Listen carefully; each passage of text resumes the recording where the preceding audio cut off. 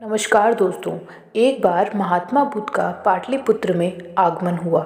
महात्मा बुद्ध के आने का समाचार सुनकर पाटलिपुत्र की पूरी जनता महात्मा बुद्ध के दर्शन करने के लिए उमड़ पड़ी। पाटलिपुत्र की जनता महात्मा बुद्ध के लिए अपनी सांपत्तिक स्थिति के अनुसार अच्छे से अच्छा उपहार भेंट स्वरूप लेकर आई।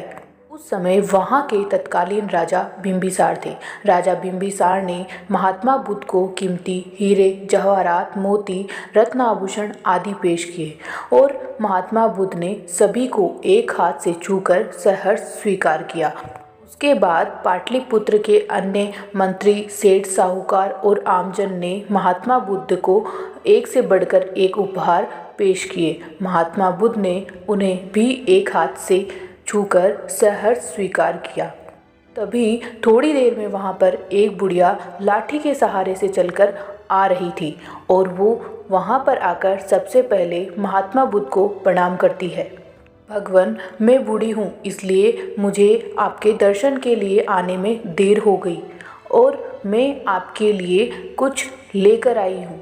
उसने महात्मा बुद्ध को एक आधा कटा हुआ आम भेंट स्वरूप पेश किया और भगवान से कहा कि भगवान, जब तक आपके आने का समाचार मुझे मिला मैं इसमें से आधा आम खा चुकी थी। अगर आप फिर भी ये भेंट स्वीकार करते हैं तो मुझे बहुत अच्छा लगेगा और मैं अपने आप को सौभाग्यशाली समझूंगी। तभी महात्मा बुद्ध बुढ़िया की दान देने की सच्ची श्रद्धा से पिघल गए और वो जमीन पर बैठकर सहर्ष दोनों हाथों से उन्होंने इस भेंट को स्वीकार किया।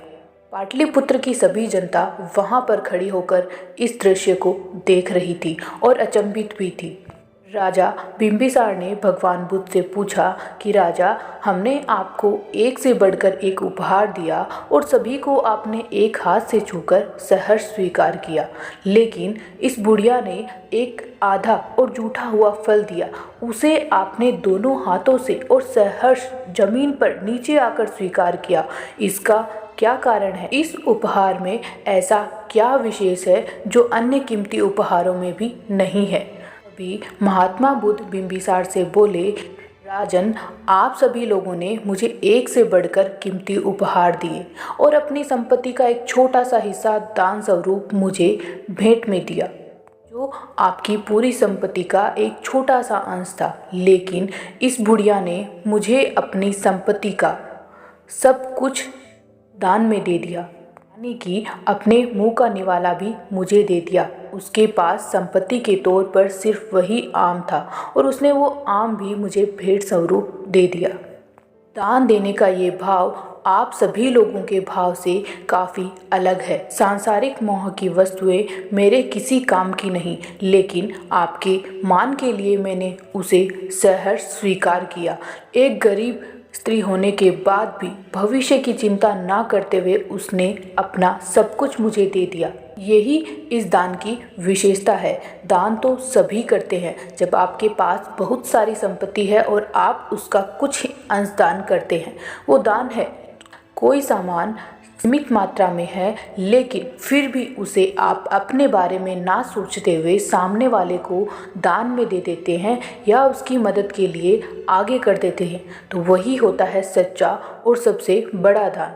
इसीलिए मैंने इस बुढ़िया के इस दान को दोनों हाथों से सहर्ष स्वीकार किया।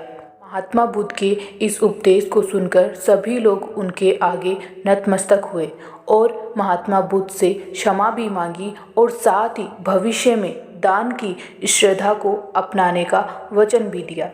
भगवान बुद्ध के इस उपदेश से हमें सीखने को मिलता है, चाहे हमारे पास दान देने के लिए बहुत कुछ नहीं हो, लेकिन कुछ भी हो और अगर सामने वाले को कुछ चीज़ की ज़रूरत हो तो हमें उसे वो देनी चाहिए। तो दोस्तों, महात्मा बुद्ध की ये सीख आप लोगों को कैसी लगी? अच्छी लगी हो तो कमेंट बॉक्स में एक अच्छा सा कमेंट ज़रूर कीजिएगा। Thank you. जय हिंद, जय भारत।